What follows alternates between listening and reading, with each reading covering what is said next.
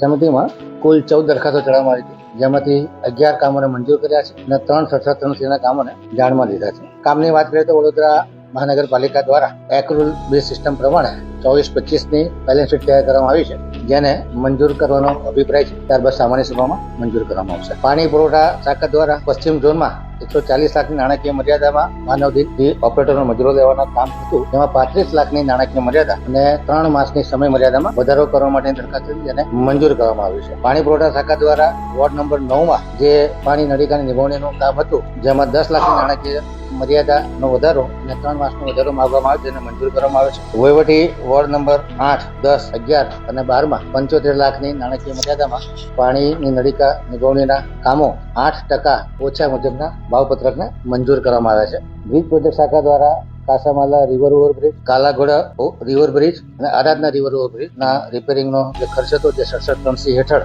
જાણમાં લેવા માટે મૂકવામાં આવ્યા છે, જેના જાણમાં લીધા છે. અત્યારે નોંધનીય છે કે ત્રણેય બ્રિજ માટે 4 એટેમ્પના ઇજારા કરવામાં આવ્યા હતા, પરંતુ એ પણ ક્વોલિફાઈડ બિલ્ડર નહીં આવતા 67 કામગીરી કરવામાં આવી છે. સમા બેંગડાનોર પાસે કેનલ બ્રિજની ઉત્તર અને દક્ષિણ તરફ બંને એપ્રોચ ભાગમાં આરસીસીનું બોક્સ કલર બનાવવાનું કામ છે, જેને 14.70% ઓછા મુજબ 1,27,94,207 ખર્ચને મંજૂરી આપવામાં આવી છે. વડોદરા મહાનગરપાલિકામાં ગુજરાત હેલ્થ પ્રોજેક્ટ અંતર્ગત સરકારશ્રીના આરોગ્ય અને પરિવાર કલ્યાણ વિભાગ દ્વારા ફાર્મસી વર્ગ 3માં જગ્યામાં આરોગ્ય વિભાગ છાણી યુપીએસસી ખાતે ફરજ બજાવતા સાહિલકુમાર નવીનભાઈ સીમાડી ને અમદાવાદ મહાનગરપાલિકા ખાતે પ્રતિનિયુક્તિ માટેની જે દરખાસ્ત હતી તેને મંજૂરી આપવામાં આવી.